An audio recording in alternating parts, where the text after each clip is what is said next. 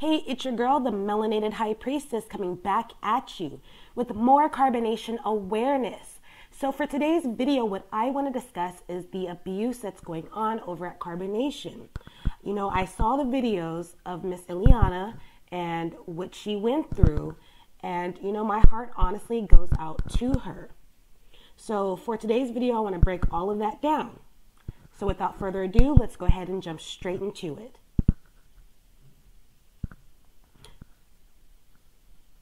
So I notice a lot of older women who are calling in to Nature Boy's bullshit little line that are co-signing and encouraging Miss Ileana to stay and be subjected to this abuse is beyond me. Shame on you for fucking encouraging that bullshit. So let's go ahead and get it in and break it down. So this is on www.helpguide.org. This is talking about domestic violence and abuse, recognizing the signs of an abusive relationship and getting help. Domestic violence and abuse can happen to anyone, yet the problem is often overlooked, excused, or denied. Abuse does not discriminate. It affects victims of any age, gender, or economic standing. This is especially true when the abuse is psychological rather than physical. Noticing and acknowledging the signs of an abusive relationship are the first steps to ending it. If you recognize yourself or someone you know in the following description of abuse, reach out now. There is help available. No one should live in fear of the person they love.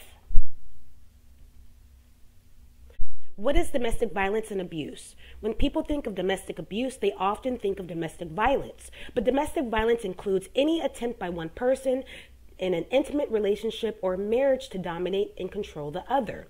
Domestic violence and abuse are used for one purpose and one purpose only: to gain and maintain total control over you.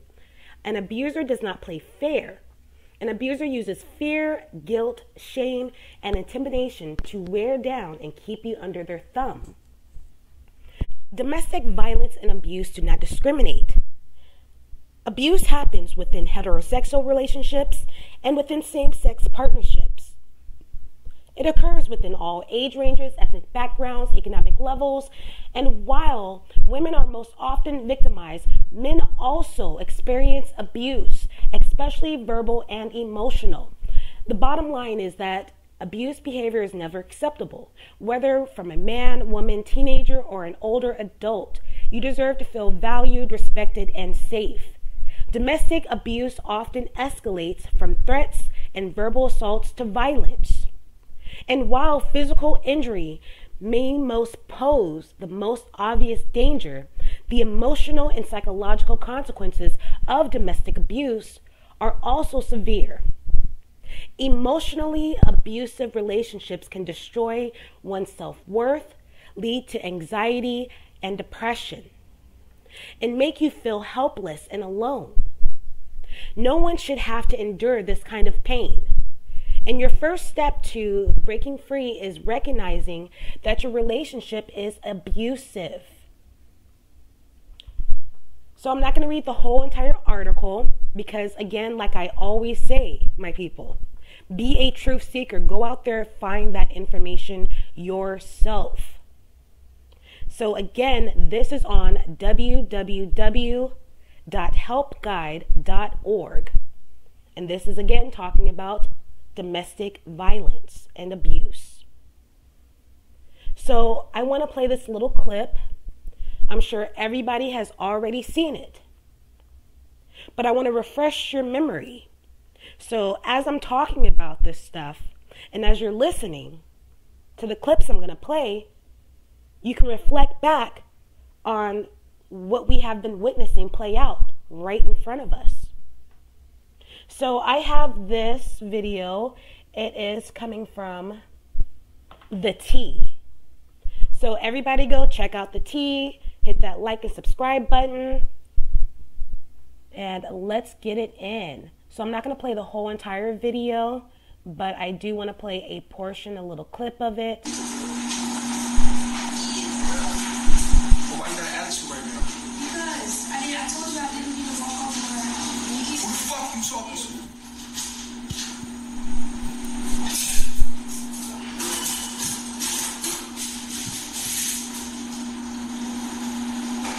Don't fuck about that camera being on, yo. The proper thing is to be like, oh, my bad. I'm sorry. I didn't even notice you was there. Say that. Point blank period. I didn't even know you was there. Point blank period. All that attitude shit going out the door. Because I just said that and you keep saying So what? why you did Say it again. why you did it. Say it again. So what? Say it again. I did not need to walk off. I didn't deliberately need to walk off on the person that you was asking. Though I still felt like I didn't address it. You know what the thing is, Nana? When you're talking to someone, look me in the eye. I wanna feel it because you're looking somewhere else. You need to tell me. For real. You need to tell me when I talk to you, I'm looking in the eye.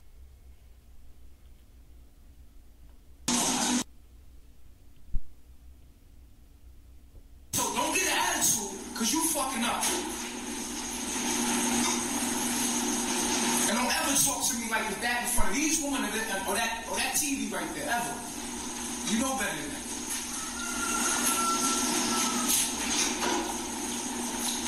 So she comes to you to tell you about how she feels about the energy, the non-spoken energy.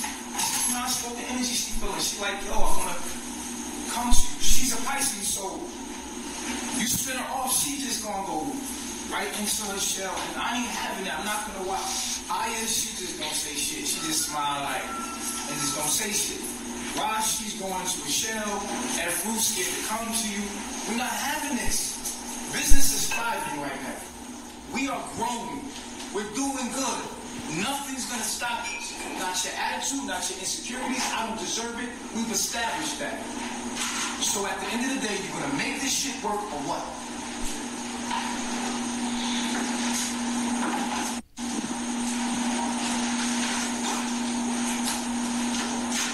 What we gonna do, man? I'm not your enemy. You looking at me like I'm your enemy. I'm not your enemy. Never said it was. I'm your husband. You do what I tell you to do. You do whatever pleases me. That's your job. As a woman, all of your job is to make sure that I'm pleased and my agenda is met.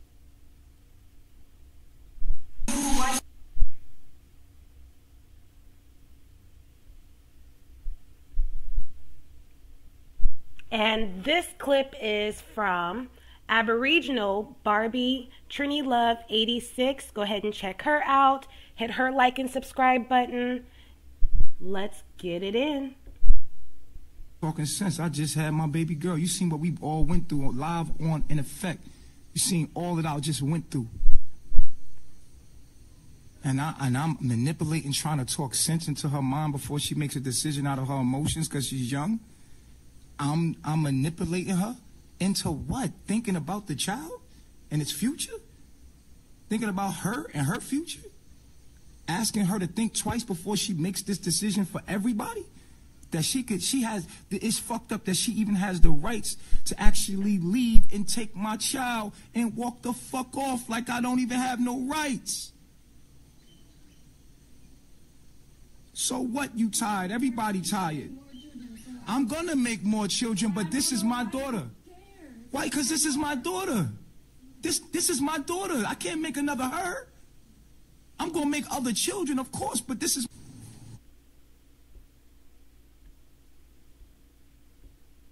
Talking sense. I just had my baby girl. You seen what we...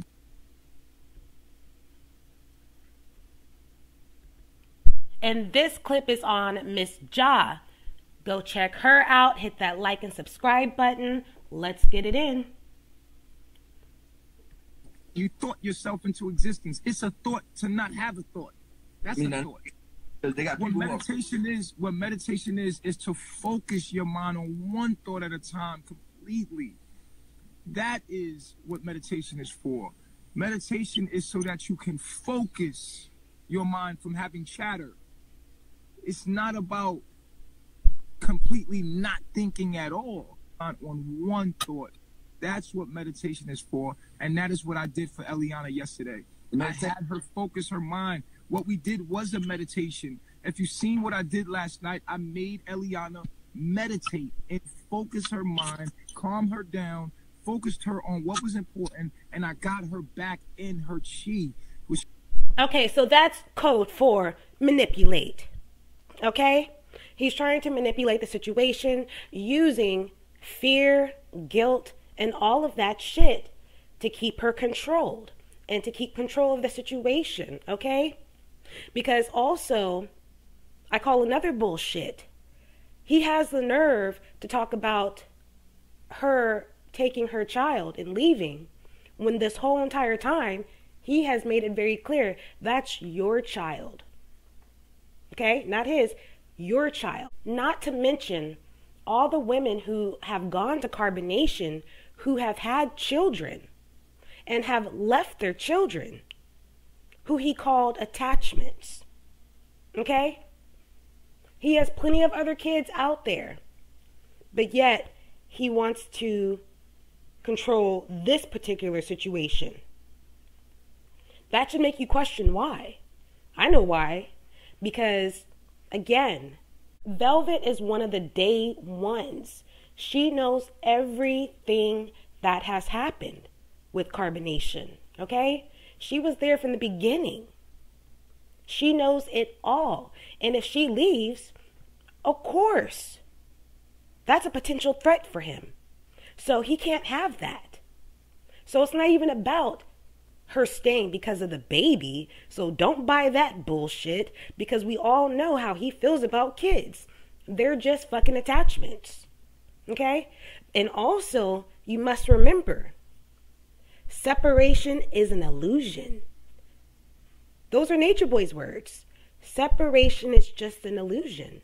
So if she were to leave, she's not really leaving. It's just an illusion. Right, Nature Boy? So what the fuck you worried about? But let's continue.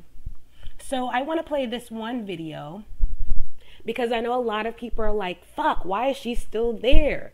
Why doesn't she get it yet? Why is she not fucking leaving? Well, I'm going to play some footage from firsthand experience of women who have gone through abusive relationships. And they can answer that for you on why they stayed. Again, before I hit play, just really listen. This is firsthand experience from women who have come from situations like this. So this is on Private Violence Presents Why We Stayed. Go ahead and check them out. Hit that like and subscribe button. Let's get it in.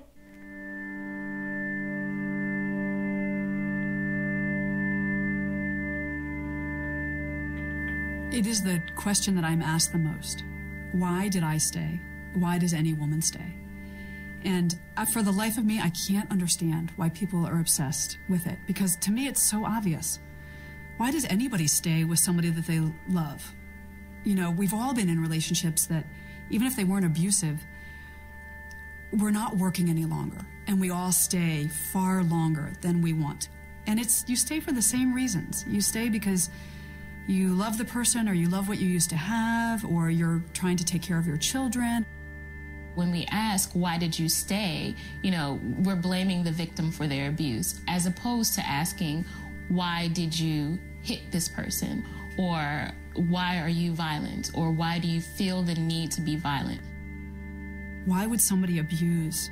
Why would somebody beat the people who love him or her most on earth? Until we ask that question, we won't be able to obliterate domestic violence. We have got to focus on the perpetrators of violence, not the victims.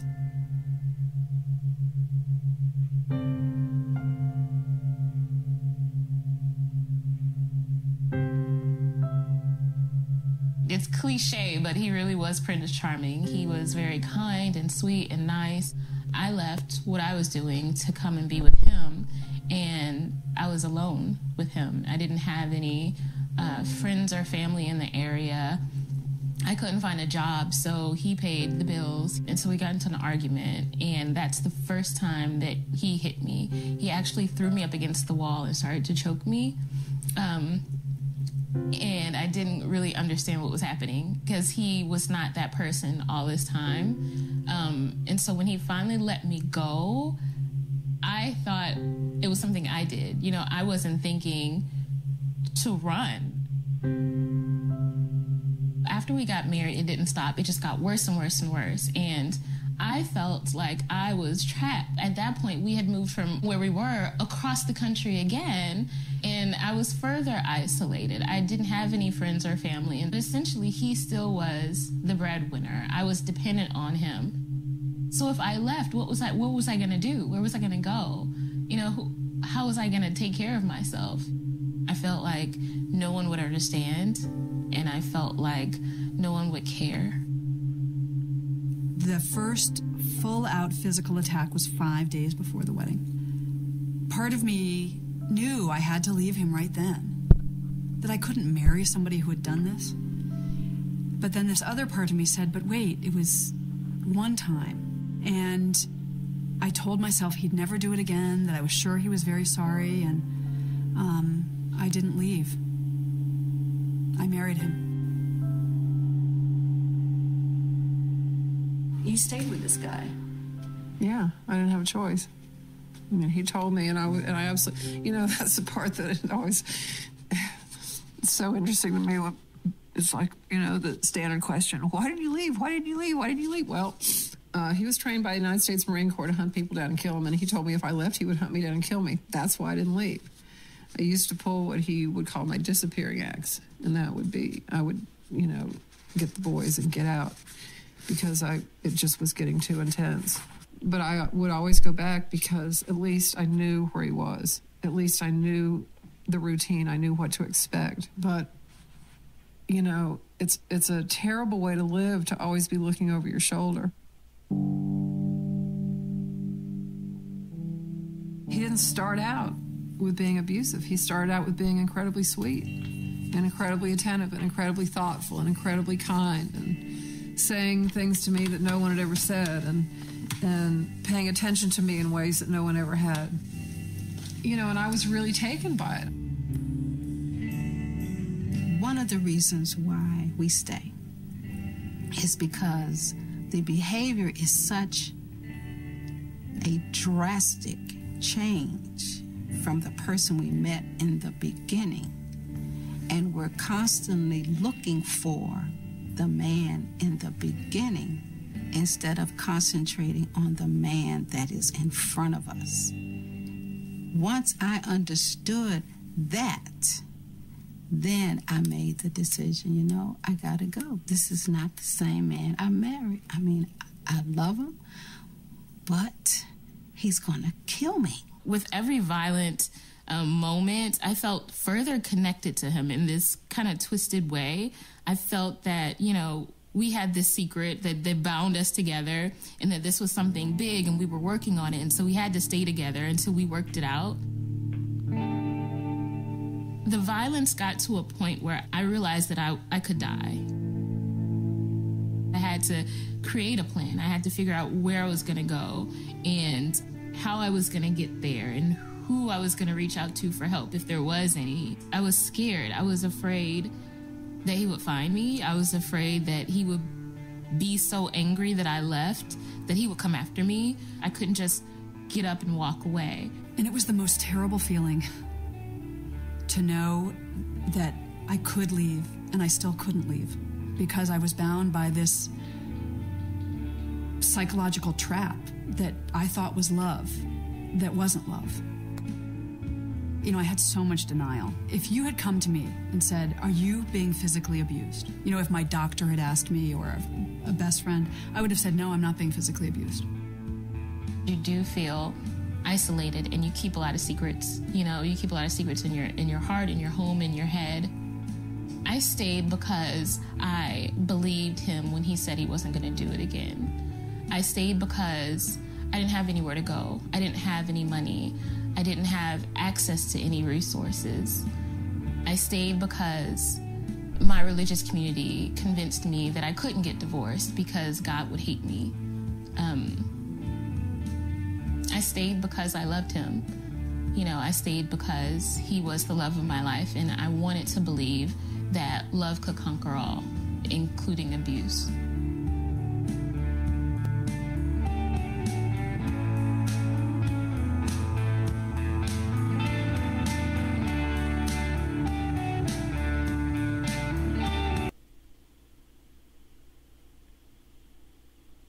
Okay, so the symptoms of codependency. This is on www.psychcentral.com.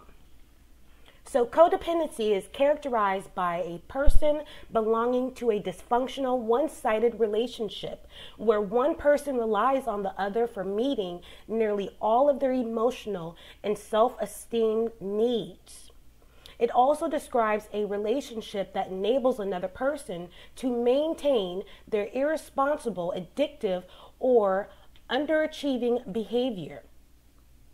Okay, now if you want to check out the rest of the article, again, it's on psychcentral.com. Symptoms of codependency. Next, I want to play this clip. I'm going to cover the warning signs that indicate the likelihood of a relationship becoming violent, as well as the risk factors for intimate partner homicide. There's nothing more heartbreaking or soul-destroying than fearing someone you love, as it creates a conflict between two instincts that should never compete: your natural instinct to want to stay in a safe environment and your instinct to flee when you sense danger. Your partner most likely appeared to be the sweetest, most loving guy you'd ever met, yet now you're consumed with fear and self-doubt. Did you know that most women in abusive relationships feel so confused they don't even know it's abuse? Because an abuser's most manipulative tactic is convincing his partner that he acts the way he does because of her or because of his love for her. So let's be clear on two things. You're not the cause of his behaviour, nor is his love for you the reason he's abusive. If you've noticed the abuse is escalating, no doubt you've wondered, how do I know if he'll become violent? And if you have asked that question, it means the potential for violence is already there, because one of the many warning signs for violence is a woman having intuitive feeling she's at risk. Women know when something feels off, but they don't always act on their intuition because they often feel irrational for thinking they're in danger, which is something no other living species on the planet does. But since an abusive relationship can have you questioning your sanity, it can feel like you're going crazy. Countless women grapple with the mixed signals they receive from their partners. He says he loves me, but I wake up every day walking on eggshells. The mind games are crazy making, and his rules change on the fly. Everything I do seems to make him angry, and he's starting to really scare me. What you're about to hear is there are many warning signs for relationship violence, just as there are known risk factors for intimate partner homicide. So let's start with the warning signs that might occur early on in the relationship. Number 1 is you intuitively felt you were at risk. Even in the honeymoon phase, there were things he did or said that set off alarm bells. Yet given every question you had about his behaviour was being responded to with, "Because I love you," you might have thought you were overreacting. 2 is the pace of the relationship. Your relationship moved towards commitment extremely fast. For example, you become a couple very quickly, or he wants to move in together, or proposes marriage in a hurry. He says he's your soulmate, so why wait? 3 is he makes unrealistic fantasy statements about never-ending love. For example, "We're meant to be together forever. You're the woman of my dreams. It's God's will that we're together. I've never felt this way about anyone before. We'll never be apart." These statements should, and probably already did, alert you. They might have made you feel like he was your soulmate, yet something about his intensity made you feel uneasy.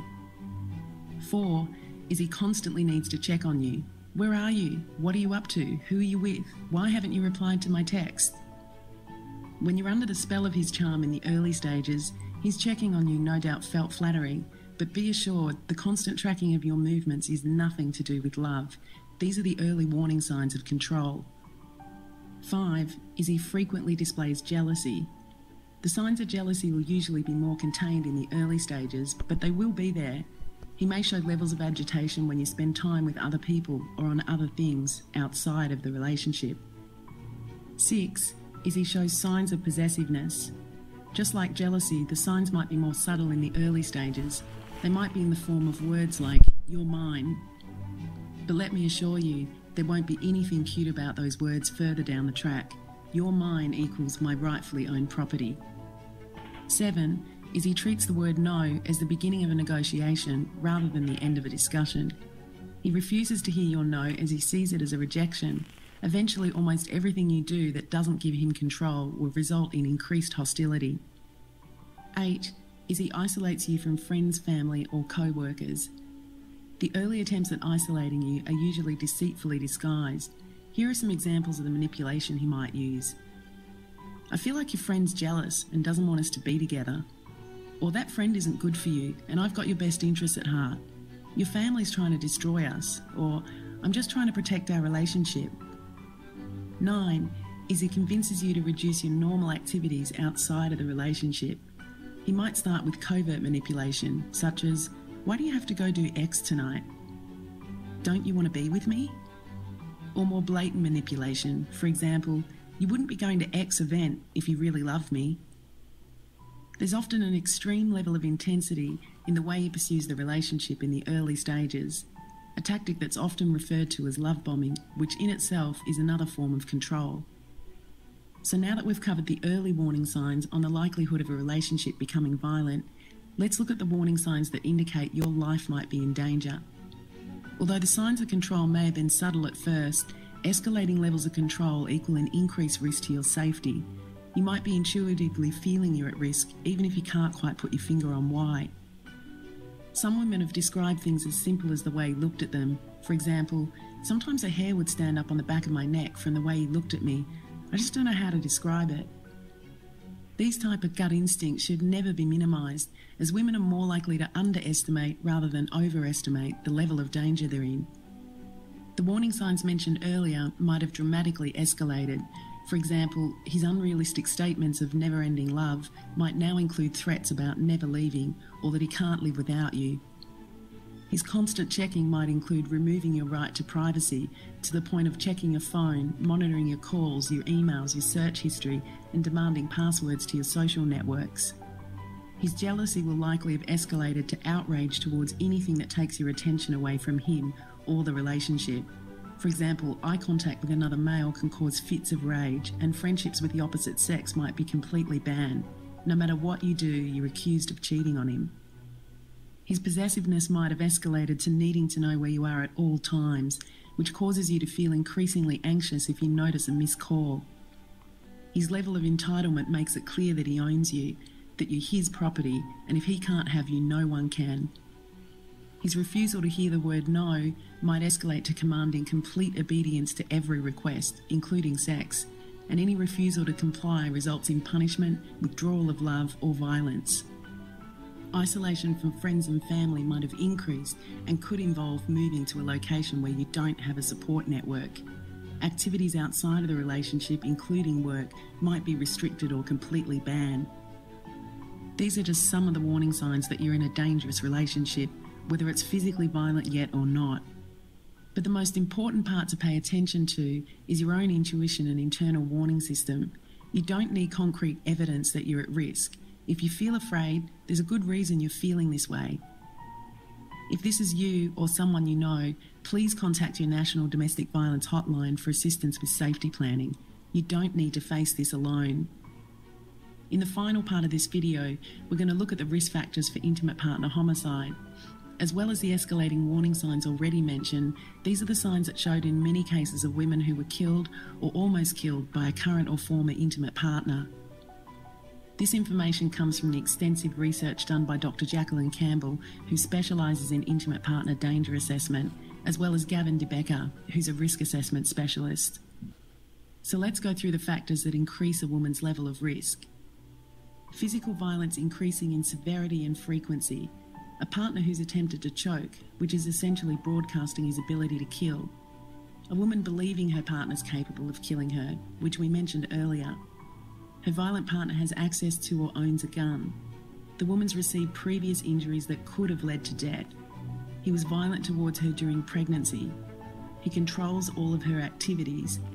He's threatened her with a weapon. Her partner's forced her to have sex. He uses street drugs or is a problem drinker.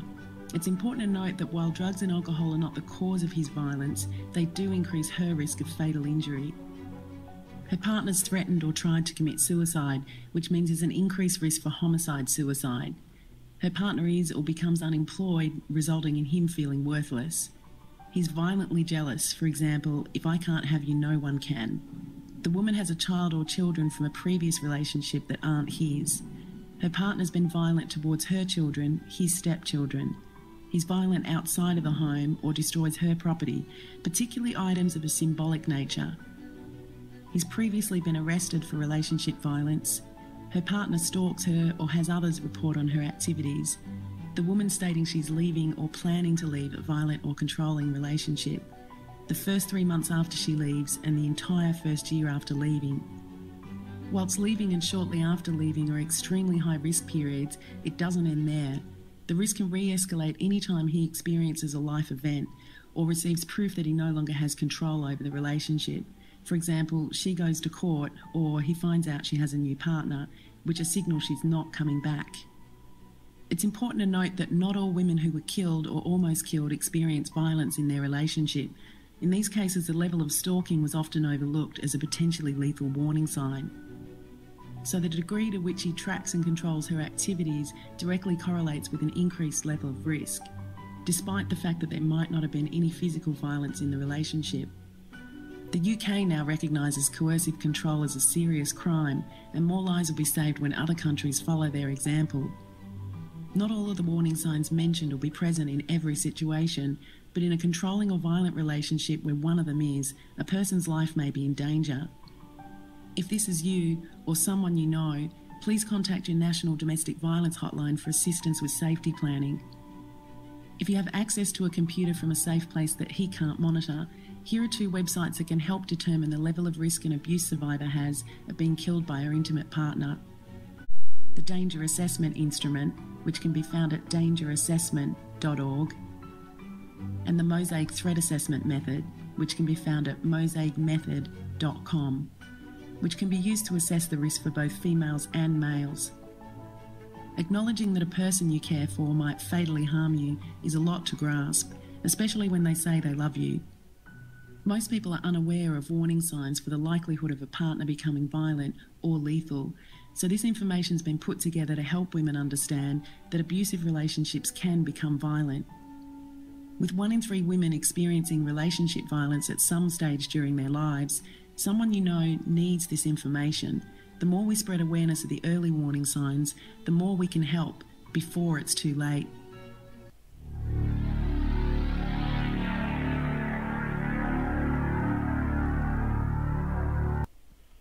Okay, so that was on Street Smart Women. So go check them out. Hit that subscribe button, hit the like button, and all of that good shit. So again, I'm playing these clips just as a reminder of how dangerous of a situation Ileana is truly in. Whether she admits it or not, I do feel like she's getting to that point where she's getting very tired of it, because you can see her whole demeanor is changing. You could tell she's becoming more withdrawn. She barely looks at the camera. She's always looking down, kind of off to a distance. Not to mention, she just had a baby. So her body's already going through those changes. And then you have this extra added abuse going on. It's not helping her mental state at all. So, honey girl, I hope that you truly get it so that you can get the fuck out. So until next time, much peace and much love to all of you guys.